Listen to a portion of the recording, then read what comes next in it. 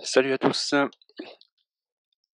petite revue rapide du marché. Aujourd'hui, on attaque par le Bitcoin. Donc le Bitcoin, vous avez vu hier la petite vidéo explicative de ce qui aurait pu être fait avec l'indicateur. On regarde si en daily on a quelque chose, rien. On voit qu'en daily on est venu chercher le bas de ce range ici, que le haut du range annoncé est ici. On attend. En 8 heures, est-ce qu'on a trouvé un signal? Non plus. Bon, c'est pas très étonnant hein, quand vous voyez l'amplitude du mouvement. Et si on revient en H1, donc on a nos deux key level ici, celui où on est venu mécher dessus hier. Là, on est suspendu dans le vide, donc il n'y a rien à faire. Aujourd'hui, on est déjà venu chercher ce support, ça fait une fois, deux fois, trois fois. Bon, si on y revient, celui-là devrait pas tenir. Par contre, je reste toujours dans mon idée. Si on revient sur cette zone ici et que je trouve un signal horaire, j'achèterai pour viser au minimum ici. D'accord, comme TP1. Là, à l'heure actuelle, il n'y a rien à faire. C'est exactement la situation inverse d'ici. On était tombé, on s'est arrêté, on est venu toucher un key level et on s'est mis dans le vide. Et là, c'est pareil, on est monté, on est venu toucher un key level et là, on est suspendu dans le vide. Désolé, je dois répondre à un truc. Voilà, sorry. Donc, Bitcoin, rien à faire. Si on regarde Ethereum, c'est un peu la même chose. On est sous résistance ici, donc tant qu'on n'est pas venu casser ça, et bien il n'y a rien à faire. Par contre, ce qui risque de se passer, parce que c'est une crypto-monnaie, c'est qu'on, si on va vers le haut, on va enfoncer ça et directement aller se retrouver ici. Mais il faut penser que ici on a un support à 185 hein, et que si on regarde en H4,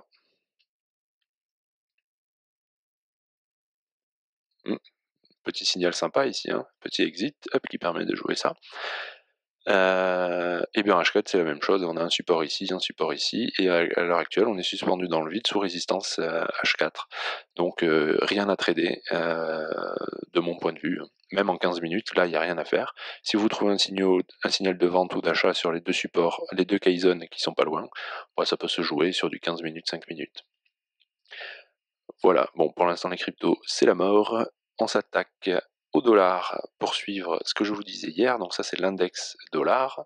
Qu'est-ce que je vous disais sur le début de semaine? Je vous disais qu'on était en range dans le dollar détecté par l'algorithme avec un sommet de range ici. C'est pour ça que quand on était là avec le signal de vente ici, j'ai essayé de vendre le dollar à travers l'achat de plusieurs devises contre le dollar. On voit que bien sûr le marché est bien relou, il est monté, il est venu dépasser. Je vous expliquais aussi que si on jouait l'égalité de jambes entre cette montée-là, cette montée ici et ça, donc si vous ne comprenez pas ce que je veux dire, ça c'est une idée complètement piquée à The Trader's Corner, hein, que vous pouvez chercher sur YouTube. Hein. D'accord. Si je trace l'extension Fibo de ça, on voit que l'égalité de jambes, c'est-à-dire la projection de la même longueur de cette montée à partir du plus bas du retracement, ça nous amène ici. Ce qui était quasiment au même niveau que le sommet du range. Donc c'est ce que je vous disais hier, c'est que ici, attention, on est en train de déborder la résistance, mais que c'était peut-être juste le faux débordement de haut de range, ce qui est classique. Hein. Ce que je vous ai dit, moi j'adore quand ça fait ça, je préfère que ça fasse ça. J'aurais bien aimé un signal de vente daily, hein, mais si on déborde et qu'on réintègre, c'est parfait, ça veut dire que vraiment on devrait complètement re-rentrer dans le range et revenir au moins jusqu'à la partie médiane. Pour l'instant, on est en train de faire une magnifique étoile du soir daily. Bon, il est très tôt, donc on va pas s'emballer. Hein. Le dollar, il peut tout à fait tout nous exploser derrière. En tout cas, on était toujours dans le timing où on va essayer de vendre le dollar. Mais comme je vous ai dit, le dollar, il est en tendance haussière daily. Ah oui, attendez, d'ailleurs, j'ai affiché un peu tout là. Hop. Il est en tendance haussière daily. Vous voyez bien qu'il était largement au-dessus de la trendline. Et il est passé en range là, mais ça peut être juste une range le temps de consolider, c'est-à-dire de venir chercher la partie basse du range et repartir vers le haut. Ok. Donc quand on est en tendance daily, on veut plutôt acheter des supports que vendre des résistances quand on est en tendance haussière. Là, on avait clairement un setup qui se mettait en place, d'accord, où on avait une égalité de jambes, un sommet de range qui se projetait sur le même endroit. Donc, ce qui m'a amené du coup à dire que peut-être on allait pouvoir vendre le dollar, et on avait ce canal ascendant ici, et ce que je vous ai dit en début de semaine, c'est que ça deviendrait vraiment intéressant de vendre le dollar quand on allait casser ce canal ascendant. Moi, j'eus espéré qu'on le casse ici, vers le bas, c'est ce que je vous avais dessiné en début de semaine, c'est pas du tout ce qui s'est passé. On est monté un peu plus haut, et là on l'a cassé, ça y est. Donc il faut garder ça à l'esprit, hein, que ça se trouve c'est juste un petit retracement, parce qu'il y a ce canal-là qui est possible, ici, et qu'on est quasiment venu le chercher. Donc il faudra bien surveiller la médiane du canal pour être sûr qu'on ne reparte pas tout enfoncé vers le haut. En tout cas, ça veut dire qu'on était dans le timing pour vendre du dollar. Ça ne veut pas dire que c'est ce qui va se passer, hein, mais vous savez qu'il y a toujours des acheteurs et des vendeurs dans le marché, il faut juste essayer de trader quand c'est à votre tour de le faire, en fonction de si vous êtes acheteur ou vendeur. L'autre chose qu'il y a, EXI, donc c'est l'index euro, lui aussi était annoncé en range dans cette box ici. Le bas du range est plutôt là, hein, d'ailleurs. Qu'est-ce que j'ai tracé? Il est annoncé là. On voit qu'on est venu mécher pile sur le bas du range, mais qu'à la différence du dollar, on n'a pas de chandelier de retournement encore. Autant le dollar, on dessine là une étoile du soir daily, autant là, on dessine une grosse bougie qui se casse la gueule. Donc prudence, prudence. En tout cas, on est plutôt dans un timing d'achat du dollar, de vente du dollar, et du coup, hier soir, j'ai posté sur TradingView une idée de trading qui était la suivante. L'euro est en range, un range qui va de cette borne ici à cette borne là. Vous voyez, c'est le petit côté très violacé entrecoupé de traits noirs ici, qui a là. Donc l'euro était en bas de range. Le bas de range correspond à un support daily que vous voyez ici. Et en 1 heure, j'ai eu un signal d'achat. Voilà, hier soir, en 1 heure, pattern de TP qui arrive après deux signaux d'achat faibles. Donc le petit triangle vert, que je vous ai dit de pas de pas en tenir compte tout seul sur les unités de temps inférieures à daily. Un petit triangle bleu qui veut dire qu'on est sur un cycle acheteur avec une bougie boule, et qui déclenche également une pattern de TP. Donc là, on a tout qui est réuni, d'accord? On a un dollar qui marque sa résistance, on a un euro en bas de range, et on a un euro-dollar en bas de range avec un signal d'achat, le tout sur support daily. C'est clairement un setup à prendre, ça ne veut pas dire que ça va marcher, ça veut dire que quand même on a des fortes probabilités. Donc j'ai acheté hier soir ici, vous avez le buy entry, il suffit de regarder sur la publi YouTube, vous avez tout. Le stop loss, je l'avais mis sous le support daily, qui correspondait aussi au stop loss donné par l'algorithme, c'est-à-dire, vous vous rappelez, le stop loss, alors il faut penser que c'est un stop loss de clôture, hein. Donc il y a des chances que ça m'échouille un peu dessous. Donc il faut plutôt mettre une alerte ici si vous pouvez rester devant l'ordi. C'est que ça vous alerte si vous venez là, que vous regardiez ce qui se passe. Donc voilà, j'ai mis le stop loss ici, et j'avais dit que là il y a deux possibilités. Le prochain support horaire, oui, c'est ça, le prochain support horaire, la prochaine Kaizen, K-level horaire, eh bien, il est très très loin, il est ici. Il est à 1,14 764. Alors je vous ai dit qu'à chaque fois qu'on avait un signal dans une unité de temps, une signal qu'on prenait en compte, mais le premier TP c'était le dernier signal horaire, enfin le dernier signal de la même unité de temps. Là, clairement, c'est trop ambitieux, hein. On est, je vais vous montrer la gueule du daily. Voilà, hein. L'euro, c'est ça, hein. Ok, donc c'est un peu ambitieux de dire qu'au minimum on va retourner jusqu'ici, quoi. Donc j'ai adapté un petit peu, surtout que ici on a un support daily qui se balade. Donc là il y a deux stratégies possibles. Ou vous avez acheté ici avec un levier max, c'est-à-dire que ça correspond à votre perte maximale que vous prenez. Et dans ce cas-là, clairement vous deviez TP ici. C'était quasi obligatoire. Là où moi j'ai écrit stop loss break even, vous deviez TP ici, qui est la partie comment dire, qui est un bout du range aussi. Le range, il vous donne toujours deux targets basses, deux targets hautes. Ça, c'est la target haute du bas du range. J'espère que c'est assez clair. Qui correspondait aussi à cette trendline baissière ici, qui d'ailleurs est tracée un peu à l'arrache. Voilà. il correspondait aussi à cette trendline baissière ici. Clairement, vous deviez prendre des profits ici pour que votre trade soit gratuit. L'autre possibilité, c'était de prendre un levier faible en vous disant que si vous vous faites stopper, c'est pas grave, d'accord, mais qu'on va avoir une target plus ambitieuse. Vous savez, ça c'est une de mes théories qui est peut-être fausse. Je suis tout à fait ouvert si vous me démontrez le contraire, parce que ça m'intéresse toujours. Moi j'ai tendance à dire que si je mets un levier faible, c'est pas pour jouer un ratio de 2 pour 1. Si je joue un ratio pour 2 pour 1, je mets mon levier max autorisé. D'accord, alors que si je mets un levier faible, mais je vais me faire stopper beaucoup plus souvent, mais ce qui ne me coûtera pas beaucoup, mais je vais avoir une target beaucoup plus ambitieuse. Donc la stratégie que j'ai choisie ici, c'est quand on allait marquer ce niveau-là, c'est-à-dire là vous voyez on l'a cassé, on a fait un pullback dessus qui correspond aussi quasiment au cassage et pullback sur cette trendline-là, d'ailleurs qu'on va pouvoir virer maintenant. Si on marque ce niveau, ça peut être intéressant de mettre le stop loss à break-even maintenant, c'est-à-dire monter mon stop ici. Donc à l'heure actuelle, moi je l'ai remonté là, quand on est venu ici. Je me suis dit que si clairement on revenait faire un plus bas, c'était fini. Et là,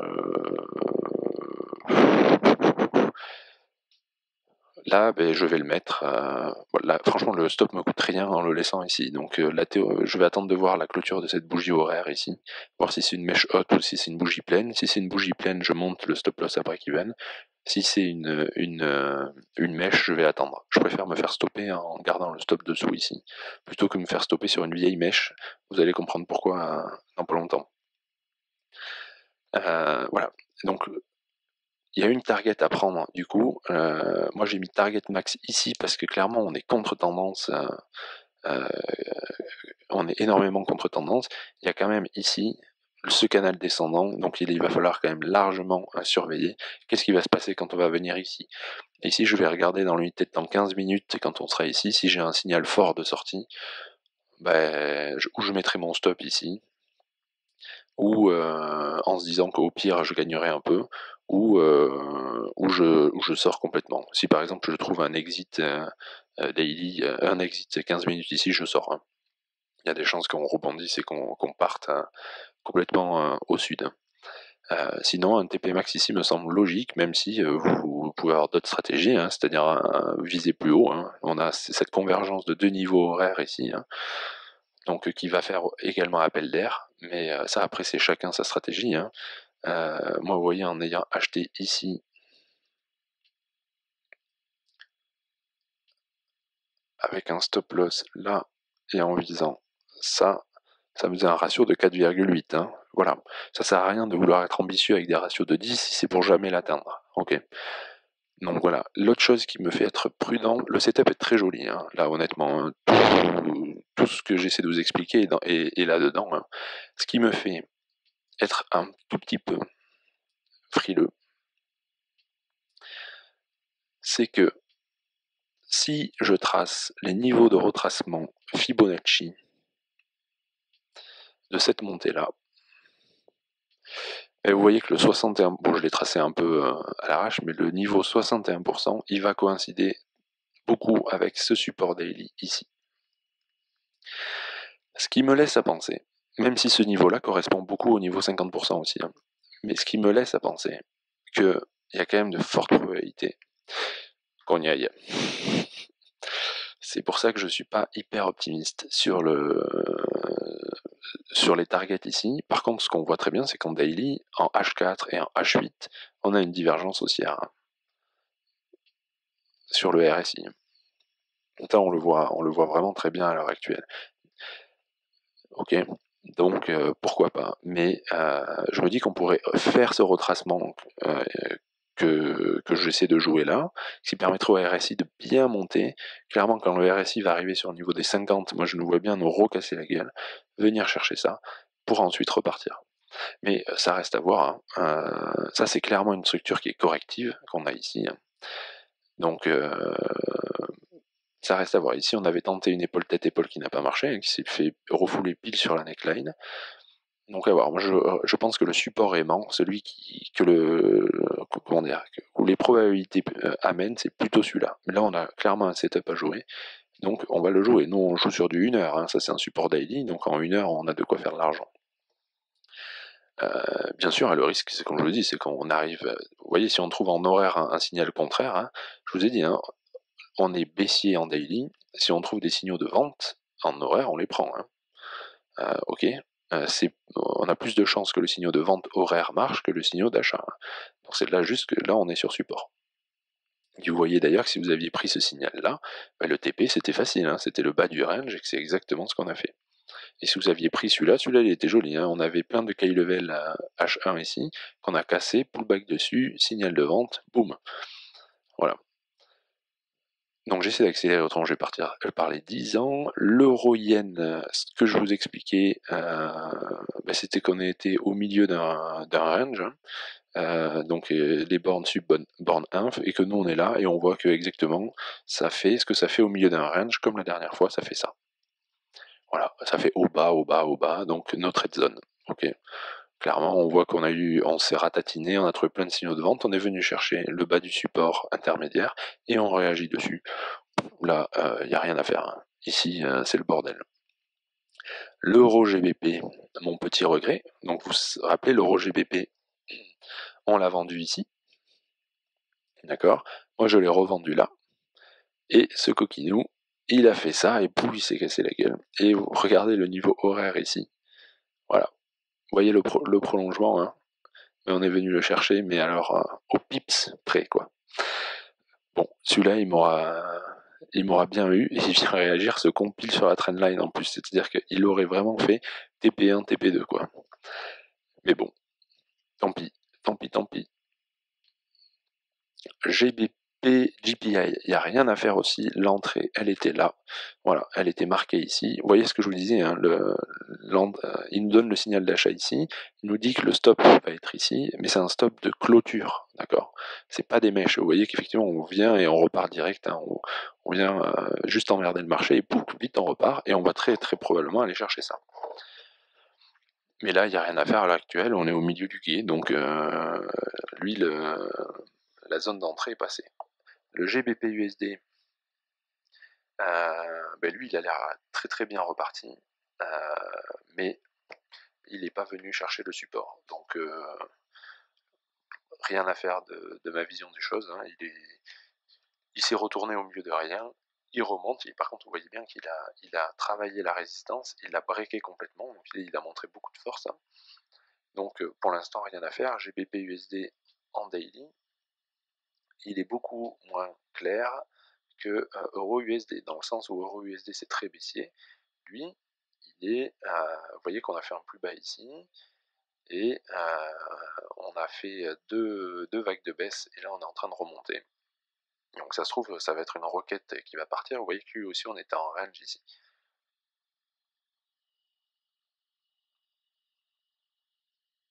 L'AUD-CAD. Donc l'AUD-CAD, je l'ai vendu ici. Vous voyez le trait. Voilà, sur cette bougie là. Pourquoi? Parce qu'on avait un range daily de détecter. Le range daily que vous voyez, c'est le fond rose ici. Le fond jaune, pardon, ici. D'accord, qui délimite les bornes du range. En haut du range, j'ai trouvé une activité industrielle, enfin de smart money, on va l'appeler, c'est-à-dire bougie bleue. Derrière, j'ai un signal de vente faible, ça fait quand même deux signaux en haut du range. J'ai pris mon TP1, il était là, il était sur ces bougies ici, ok. Parce que si vous regardez sur le, ah non, mon TP1, qu'est-ce que j'ai fait? Non, mon TP1, il était là. C'était le trait ici. Bon, et bien il est bien descendu, ça partait vraiment parfait. Quand il est arrivé ici et qu'il a cassé, qu'il a fait cette bougie, moi je l'ai vu en live, hein, la bougie elle était pleine, moi encore. J'ai mis mon stop loss sur entrée ici, là, parce que moi je suis rentré en cours de juste avant la clôture de cette bougie là, et hop, il est revenu me chercher. Et surtout, il a dessiné ce que j'avais dessiné depuis quelques jours. Je vous avais dit qu'il y avait deux possibilités, hein. Ou on est bien en range, on va le respecter, c'est-à-dire on va venir chercher ça quand même, d'accord. Mais moi, je me suis fait sortir comme un abruti. Bon, je me suis fait sortir sans perte, hein, mais sans gain non plus. Mais je vous ai dit qu'il y avait là de possibilité, c'était de dessiner ce canal ascendant. Cette nuit, il y a eu les résultats australiens qui ont été bons, donc l'AUD a choisi l'option canal ascendant. Ça marche souvent comme ça dans les marchés. Vous avez plusieurs possibilités, et c'est souvent des annonces qui vont faire choisir un scénario plutôt que l'autre. Donc là, à l'heure actuelle, de mon point de vue, il n'y a plus grand chose à faire. On est au milieu du... on a donc cassé ce range là. Je laisse le range à l'heure actuelle parce que si on vient faire un pullback dessus et qu'on trouve un signal d'achat sur une UT 15 minutes ou 30 minutes, ça peut être intéressant de jouer un break du range, pullback et target ici. Moi clairement je me mettrai pas en face c'est-à-dire je vais pas vendre le haut de ce canal ascendant. Donc là, il n'y a rien à faire. La UD-GPI, c'était la même chose. Lui, il erre depuis un petit moment. Le résultat boule de l'AUD. Vous voyez, on est venu se mettre sous résistance hier. Et juste avant les résultats, bon résultat, boum. Voilà. Et on a une pattern de TP qui est activée. Le problème, c'est que, bon, c'est face à une annonce, donc il faut faire attention. Je suis pas friand là de vendre l'AUD quand les résultats étaient bons.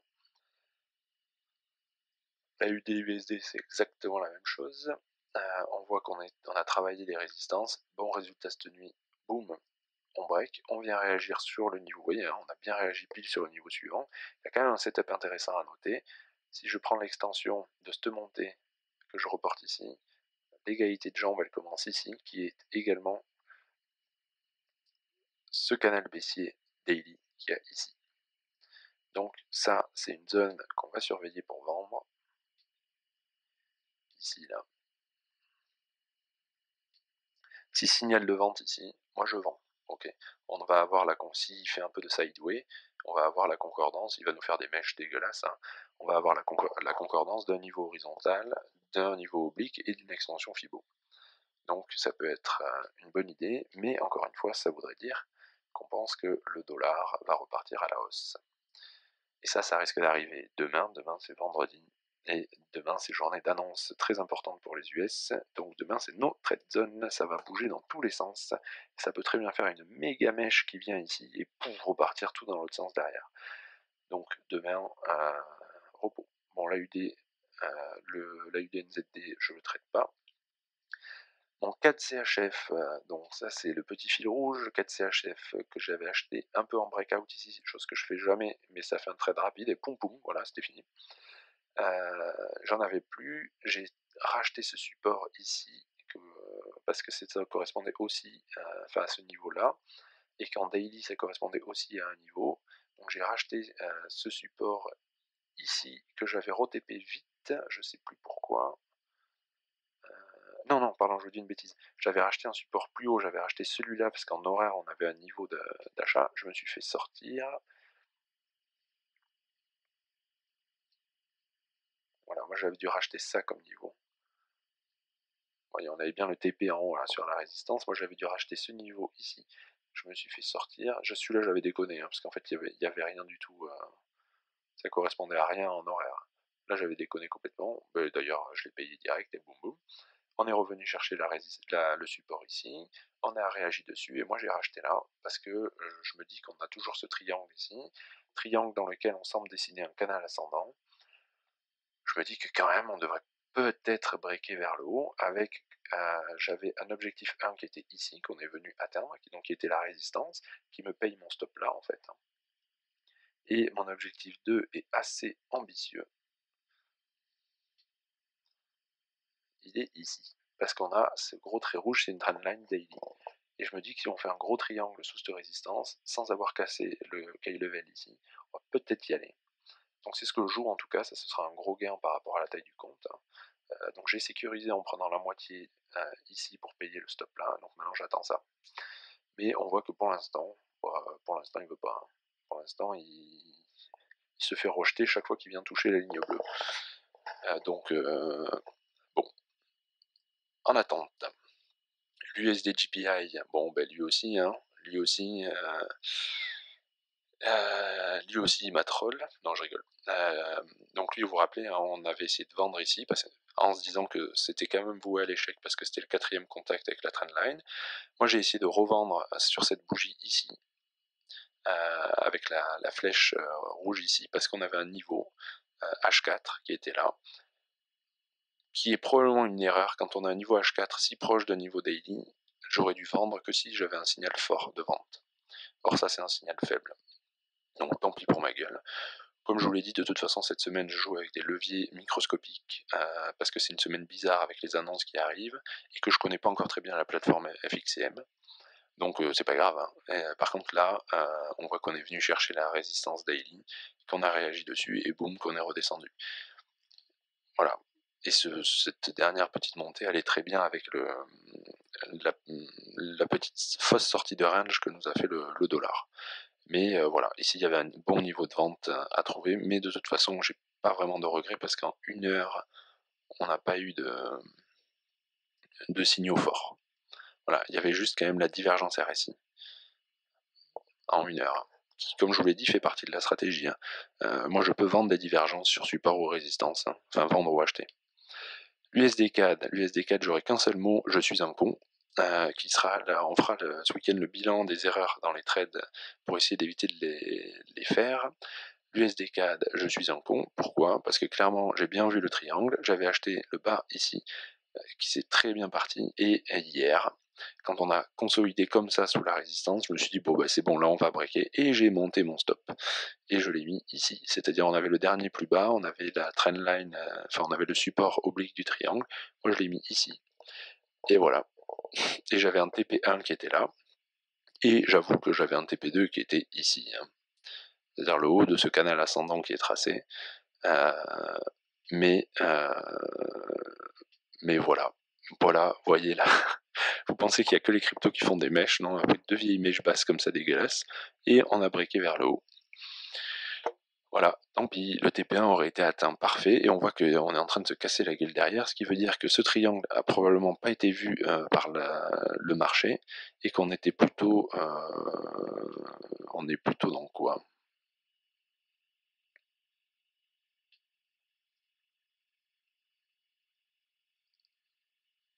Plutôt dans pas grand chose, on est plutôt aussi dans la fausse sortie de cette trendline daily ici. D'ailleurs, pourquoi? Ah oui, je dois pas l'avoir en visibilité sur la... Bah si. Oui, que du coup, on est plutôt sur cette trendline ici qui nous fait réagir. Donc après, vous allez me dire, si tu penses que le dollar va baisser et que tu as acheté du CAD, CAD CHF, pourquoi tu vends pas ici? C'est une excellente question. C'est une excellente question. Alors déjà, je ne vais pas vendre parce que c'est trop tard, hein, on est déjà parti. Il y avait un petit signal de vente faible, vous savez, qui correspond parfaitement à cette trendline ici. Moi, j'avais pris un billet haussier parce que je vous avais dit que je voulais avoir un achat de dollars quelque part pour compenser mes ventes par ailleurs. Et clairement, putain, c'était propre en fait, quoi. J'ai pris un billet haussier, mais comme un gros débile, quoi. C'était archi propre, on est venu réagir, mais pile dessus. Oh, ok. Bon, ben là, c'est une erreur de contexte, nous allons dire. Et puis alors, putain, pays à divergence H4, quoi. Ah oui, on avait divergence H4 cumulée, sous double support, enfin sous double résistance, avec un petit signal de vente faible, ça faisait beaucoup quand même, hein. Beaucoup pour vendre. Et ça peut faire TP1 ici, TP2 ici. Bon, tant pis, celui-là j'ai raté. Ah, dommage. Dommage, dommage. Donc NZD, JPI, NZD, moi j'étais à l'achat depuis un petit moment, et GTP, je vous ai dit hier, pardon, sur un signal TP qu'il y avait ici, qui devrait arriver. Voilà, moi je suis sorti hier. Cette nuit, les résultats de NSD ont été bons, donc on a pris l'option, on va aller jusqu'ici. Donc là, vous allez me dire, pourquoi t'as TP au milieu de rien? Ben oui, c'est vrai. Pourquoi j'ai TP au milieu de rien? J'ai TP au niveau, un niveau qui ressemblait à rien du tout. J'aurais pu très bien prendre des profits partiels ici et aller toujours tenter ça là-bas. Ça fera aussi partie des analyses d'échecs de trade, enfin d'échecs ou d'erreurs de trade. Exactement la même chose sur NSD-USD. NSD-USD, je vous rappelle que moi j'ai été à l'achat ici, là, sur la bougie qui a recassé les niveaux exit, que j'ai TP ici, que j'étais re-rentré là, et que j'ai re-TP ici. Et que là, j'en ai plus. J'ai tout TP hier. J'en ai plus, et bien voilà. La même chose, NSD, alors là, il est parti, hein. C'est-à-dire que là, quand vous avez ça, hein, il a transpercé la résistance daily. À mon avis, le canal descendant, ici, il va se faire défoncer, la target va aller là, et c'est la target que j'avais soulignée en orange. Tant pis pour ma gueule. mais celui-là j'ai moins de regrets qu'un SDGPI parce que ça faisait quand même 2 fois qu'on se faisait refouler par la résistance, on a trouvé un TP sur la 3e fois, il y a quand même des chances qu'on enfonce tout. Mais comme je vous l'avais dit, l'USD était en haut de range, c'était vrai que c'était pas le moment de sortir contre des shorts dollars. C'était pas très logique. C'est-à-dire que vu qu'il était en haut d'un range sous résistance, il fallait plutôt garder mes ventes du dollar. Donc quand vous achetez un SDUSD, vous vendez du dollar en fait, versus le NSD, mais ça revient à short le dollar. Donc tant pis, tant pis. On cherchera ici. Si on regarde l'égalité de jambes, qu'est-ce que ça nous donne?